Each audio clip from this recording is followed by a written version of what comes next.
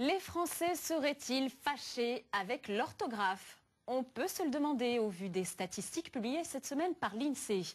En 6e, 20% des élèves rencontrent des difficultés à l'écrit, beaucoup plus qu'il y a 20 ans. Le problème, c'est que les lacunes en orthographe se retrouvent chez les adultes et peuvent vite devenir un handicap très lourd sur le marché du travail. Alors, comment en est-on arrivé là? Serait-ce à cause des méthodes de l'éducation nationale ou alors du langage SMS, souvent pointé du doigt? Enquête signée Loïc Tanon pour Kamikaze Productions. Jordan, 26 ans, a tous les attributs d'un jeune homme très sûr de lui. Dans son costume impeccable, il rejoint chaque matin cette grande entreprise où il a décroché un job de cadre commercial grâce à son diplôme d'une école de commerce. Bonjour Johan. Salut Jordan, ça va? Tu vas bien? Ça va. Mais quand il s'assoit devant son ordinateur pour écrire un mail ou un courrier, il a toujours une petite angoisse car il a un gros problème avec l'orthographe. J'ai constaté que vous étiez... Oula, j'ai fait une faute. Constater... Constater ER au lieu de E. Qu'est-ce que me dit le correcteur orthographique? Constater... Ah, exact. Tac, constater. Merci le correcteur orthographique. Mais le correcteur automatique a ses limites. Jordan est également obligé de déranger son voisin de bureau. Tu peux venir relire, Johan, s'il te plaît? Savoir si j'ai pas fait trop de fautes. Je souhaiterais envoyer ça rapidement, en fait. Alors, je sais vraiment Et son collègue repère immédiatement une autre boulette. Alors, vu... non, vu, a priori, il n'y a pas de... Vu qui ne prend pas de E. Ah, exact. Ah, le correcteur, des fois, il n'identifie pas forcément ce genre de faute-là. Dans la même phrase, une deuxième faute sur le verbe recontacter. Je pense que... Alors là, on recontacterait, il n'y a pas de S a priori. C'est sur du futur. Ah, exact. Sinon, on serait sur du conditionnel. Sinon, je peux écrire « Je vous recontacte courant de semaine prochaine », ce qui a tout autant de sens. Tout écrire au présent, c'est ce qu'il a trouvé de mieux pour éviter les bévues. Dans le doute, plutôt aller au plus simple. Je vous recontacte, parler au présent. Jordan se débat avec son orthographe, mais il est loin d'être un cas isolé. Aujourd'hui, où à peu près tout le monde est amené à envoyer ou recevoir des messages sur Internet, le constat est douloureux. Et dans la rue, il suffit de lever les yeux pour constater le désastre. Sur ce panneau officiel de la mairie de Bordeaux, Opinion ne prend évidemment pas de G et il y a un I. Sur cette jaquette de DVD, la voix de Gad Elmaleh n'a plus de X. La pub n'échappe pas non plus aux fautes en série. Chute avec 2 T, magasin avec un Z. Ou alors sur cette camionnette, l'arrêt fréquent prend un A au lieu d'un E. Comment expliquer que les Français, jeunes et moins jeunes, se soient mis à massacrer leur langue à ce point? On pense tout de suite à un coupable idéal. Depuis 10 ans, les ados communiquent par langage SMS sur les messageries instantanées, les réseaux sociaux et les portables. Petite démonstration avec ces élèves de seconde d'un lycée parisien. Voilà comment il rédige un message destiné à un copain. Ces lignes se décryptent de la manière suivante.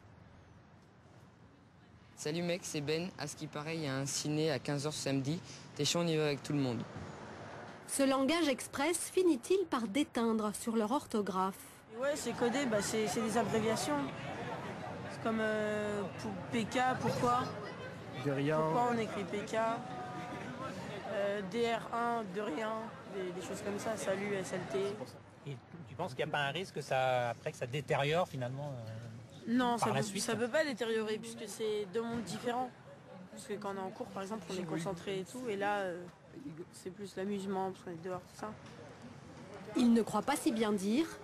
Contre toute attente, selon 3 études de chercheurs britanniques et français, le langage SMS n'est pas l'ennemi des écrits scolaires. Ses utilisateurs seraient même bons en orthographe. Le mal se cache donc ailleurs. Dans le quartier latin à Paris, tout près de la Sorbonne, la très prestigieuse École normale sup. André Chervel, historien de la langue française, a voulu tirer les choses au clair. Il a pris cette dictée rédigée par 3000 élèves au XIXe siècle. Malgré leur belle écriture, les enfants avaient parfois du mal avec les accords. Tous les sucs, tout T-O-U-T. Il fait la faute de nombre, comme on dit. Il a mis un singulier pour un pluriel. Puis il a fait refaire cette même dictée en 1986, puis en 2005, et il a eu une surprise. Le niveau en orthographe en 1986 est très largement supérieur à celui des élèves du 19e siècle. En revanche, bonnet d'âne pour les dictées de 2005.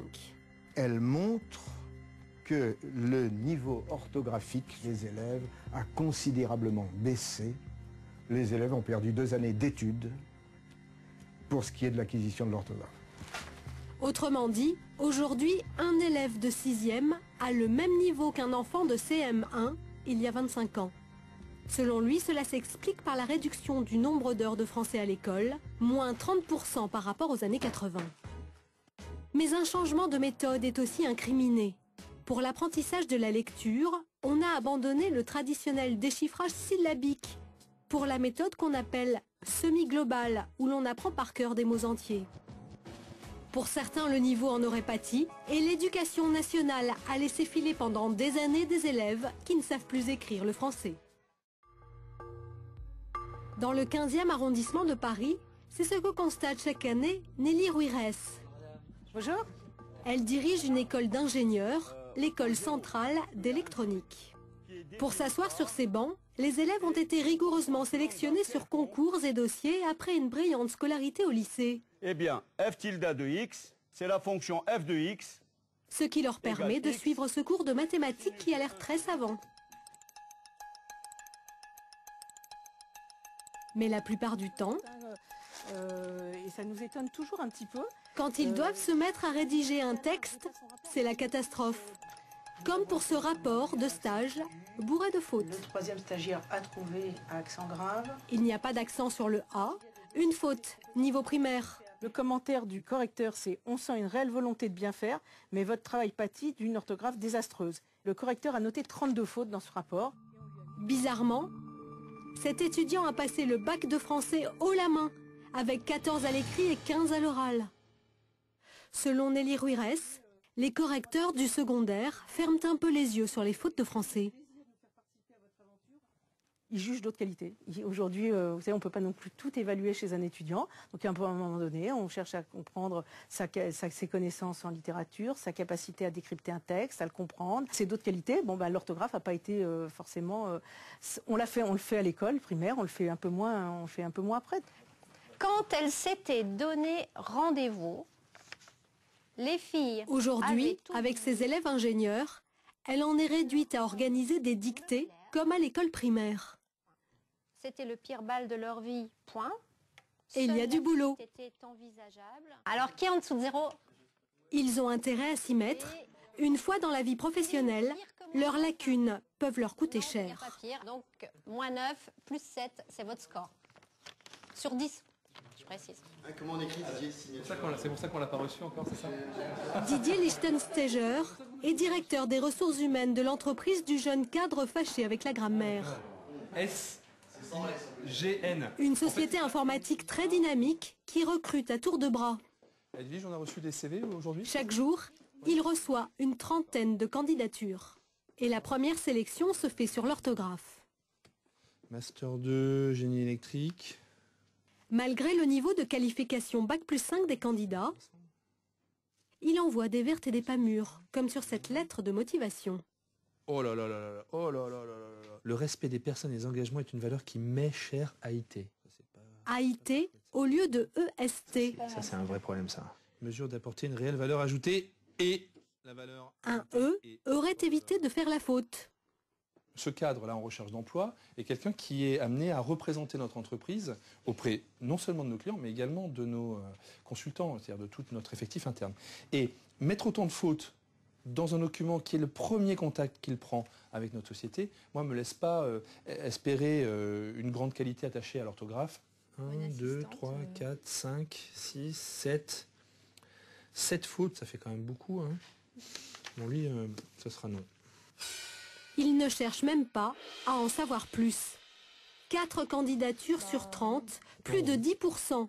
vont directement à la poubelle à cause des fautes d'orthographe. D'éliminer un candidat comme ça qui a un bon profil uniquement à cause de ses fautes d'orthographe. J'ai d'autres bons candidats qui ont également de bons profils et qui auront témoigné finalement d'une rigueur différente dans leur candidature. Il est attentif car ces bourdes sur le français ont déjà coûté cher à l'entreprise. Si on fait autant attention à l'orthographe, c'est qu'on a une raison. Je vais vous montrer. Venez. Voilà un document qui a été produit par un de nos consultants à destination d'un de nos clients. Il se trouve que j'ai mis là des post-it sur tous les endroits où il y avait des fautes. Vous voyez qu'il y en a beaucoup. On n'a plus pu travailler avec eux. La porte s'est fermée à cause d'un document mal rédigé. Une perte estimée à plus de 100 000 €. L'orthographe peut faire perdre du chiffre d'affaires à une entreprise. Il peut aussi faire perdre son emploi à un salarié. Oui. Nous avons au bout du fil Julien, technicien supérieur, qui n'est pas très à l'aise à l'écrit. Il avait décroché un CDD dans le nucléaire. Pendant sa période d'essai, son cauchemar, c'était de transmettre ses rapports écrits à ses supérieurs. J'avais des rapports envoyés à des hautes personnes et je ne voyais pas, en tout cas, possible de transmettre des documents tels quels sans les faire relire par une tierce personne. Parce qu'en fait, moi, j'ai comme ma petite amie, j'ai toujours moyen de lui envoyer un mail et de lui dire, vas-y, jette un œil sur ce courrier avant que je le transmette. Il envoyait donc des documents à sa petite amie pour qu'elle corrige ses fautes. Mais un jour, il n'a pas le temps de le faire car sa hiérarchie lui fait une demande dans l'urgence. Et là, ils ont lu le document et ils se sont aperçus qu'il y avait des problèmes avec l'orthographe, avec le français. Il est renvoyé parce qu'il ne devait pas faire sortir de l'entreprise les documents sur lesquels il travaillait. On a interrompu mon contrat parce que j'avais des difficultés de français. Bon, j'en parle pas aux copains, à mes amis, parce que c'est quand même embêtant. Bon, après, on passe pour un idiot, et voilà. Comme lui, il arrive souvent que les adultes qui ont un problème avec l'orthographe ne se manifestent pas car ils ont honte. Est-ce parce qu'il est lui-même en délicatesse avec la grammaire? Le docteur Bruno Kult, psychologue, est particulièrement attentif à la souffrance due aux fautes d'orthographe de certains de ses patients. Une douleur qui remonte à l'école. Déjà, le terme faute est pas anodin, on ne parle pas d'erreur, on parle vraiment de faute.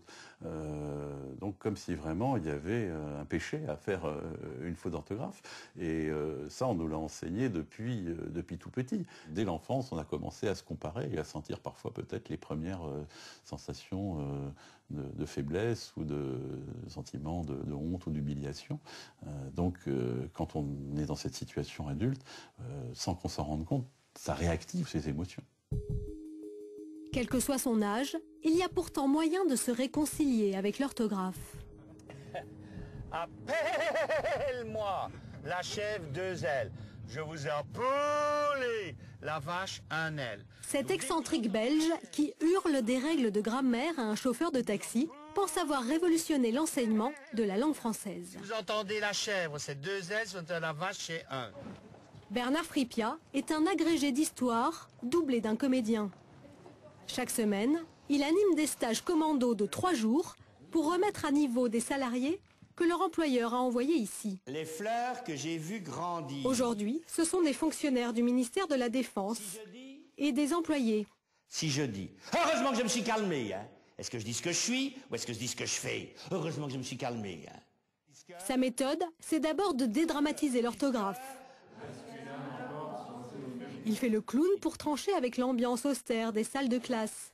Attends, cette fois c'est de 48. Ensuite, il joue l'efficacité à tout prix. Plutôt que de faire de la grammaire, partons des fautes que les gens font au travail et on cadenasse bien. Par exemple, je ne parle pas du passé simple, parce que les gens n'utilisent jamais le passé simple. Nous téléphonâmes en entreprise, vous ne l'écrivez pas, donc j'en parle pas. Enfin, il utilise des techniques presque enfantines pour que les règles soient définitivement mémorisées. Par exemple, si vous avez je leur parle, eh ben, les gens ont tendance à mettre un S parce qu'ils parlent à plusieurs personnes. Alors le truc, c'est que leur, c'est le pluriel de lui. Donc quand vous pouvez remplacer leur par lui, il n'y a jamais d'S. Il affirme qu'avec lui, en 3 jours seulement, on ne fait plus les fautes les plus fréquentes. Non, personne. Mais tout ceci a un prix. La formation de Bernard Fripia coûte 1 500 € par personne. Les fleurs. Où se trouvent les fleurs de ma phrase noire? Un jour, ce sera peut-être beaucoup plus simple d'éviter les fautes. De plus en plus de voix s'élèvent en France pour qu'on simplifie l'orthographe. Tout autre chose.